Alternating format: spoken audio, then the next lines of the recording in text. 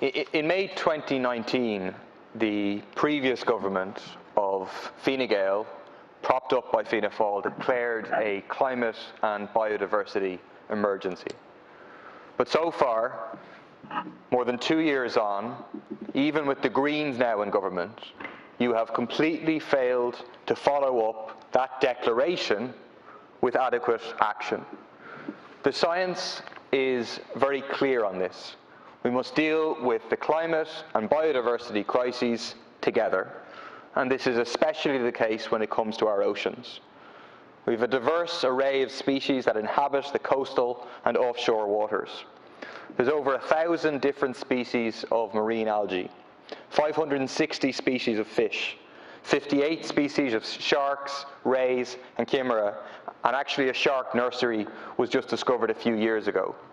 24 species of dolphin, 2 of seals, and 23 species of marine birds. So much there, but it's all at risk. Overall, our marine environment is in bad health, severely degraded, and in rapid decline.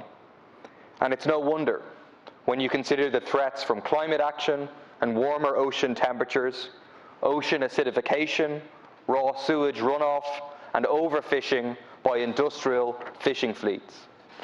The ocean is also the Earth's biggest carbon sink. It holds the most carbon in the planet.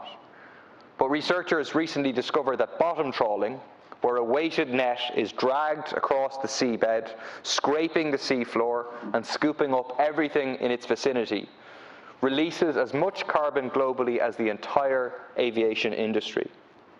For all those reasons and many, many more, it's vital that without any more delay, we begin expanding our marine protected areas. We need to set up a marine protected area agency, which is necessary to coordinate what areas are designated, how they are managed, and how they are actually being protected.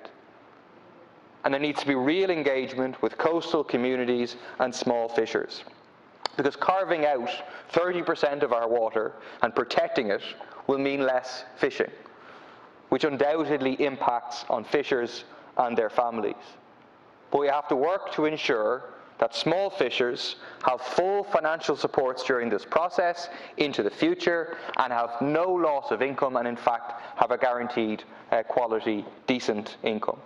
That's what a just transition that the government wasn't really interested in hearing about yesterday is all about. It's about saying that the costs of taking climate action should fall on the big industrial fishers as opposed to the small fishers. But like with nearly every environmental targets ever set by this state, we've already missed the target of protecting at least 10% of our waters by 2020. Now the government is saying we'll go for 30% by 2030, but I find it hard to believe that it will actually happen when you consider that we currently have less than 2.5% being protected in any sense. I also want to underscore that these marine protected areas must actually be protected from industrial and harmful human activities, as pointed out by the Irish Wildlife Trust. What we need is an alliance of small fishers, environmental activists, and workers everywhere to demand that this sort of action actually happens. We need marine protected areas that are actually networked and protected, and we need full supports to all fishers and coastal communities that will be impacted by this. If we continue with business as usual, the mega trawlers will hoover up all the fish, the industrial fleets will continue destroying the seabeds, and we will all be left paying a very, very significant price. I also want to briefly reference the conditions faced by non-EEA migrants in the fishing sector. We have horrific exploitation taking place of workers based in this country. That is taking place. The kind of horror stories that you hear, effective human trafficking of migrant workers into this country on boats, working extremely long hours in extremely dangerous conditions, working overnights, day after day after day, no protection in terms of health and safety. Just, and Deputy Murphy, we're halfway through. I don't know how you're sharing the time, but I think that's it's okay. Up to yours. Yeah, thanks. So I'll finish shortly. Okay. No protection in terms of health and safety, suffering injury in many cases, and for many of these fishers, the way it comes to an end is they suffer a significant injury where they're no longer able to continue. And then that's them, they're off the boat, the owner of the boat doesn't care about them anymore. It's an absolute scandal, and it continues to happen in this country. The International Transport Workers Federation have done excellent work in terms of highlighting and campaigning on this issue, but now we need action by the government.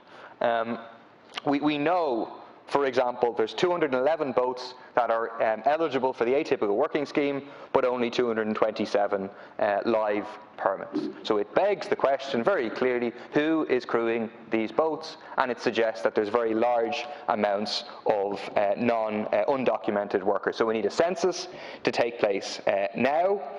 We need protection of workers across the industry, and we need proper transposition of the EU directive on working time within fisheries, and then observation of that to make sure that workers' rights in the sector are being protected.